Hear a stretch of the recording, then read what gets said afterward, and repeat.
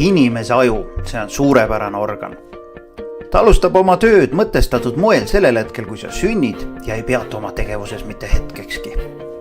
Välja arvatud siis, kui sa oled ühel hetkel olukorras, kus pead järsku gruppi inimeste ees olulise kõnega esinema. Sellistel kordadel kipub meie aju kõikvõimalikke trikke tegema. Näiteks esitab ta sulle selliseid veidraid küsimusi nagu miks nad mind vaatavad, mida nad minust arvavad ja muidugi lemmikküsimus, ootaga, millest ma rääkima pidin. Ei ole just parim stardiplatvorm, millelt alustada, eks? Mina olen Janek, olen esinemiskoolitusi teinud aastast 2007 ja igal aastal saab minu loengutest ja koolitustelt esinemisega seoses abi umbes 500 inimest.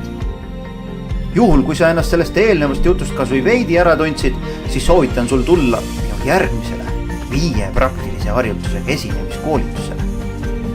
Olen esinemiskoolitusi teinud 10 Eesti ettevõtetele ja riigiasutustele, mõned neist on kirjas siin.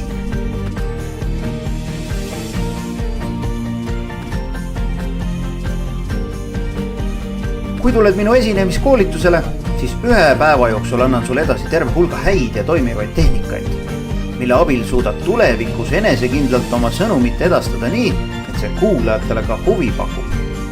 Muu hulgas räägin sulle ka sellest, kuidas esinemishirmu tasemest hoolimata oled võimeline esinema nii, et see kuulajatele otsast lõpuni ka huvi pakuks. Muuseas, selleks, et päev võimalikult praktiline oleks, on kohtade arv koolitusel piiratud. Seega soovitan endale koht kohe kirja panna. Jääme siis nägemiseni.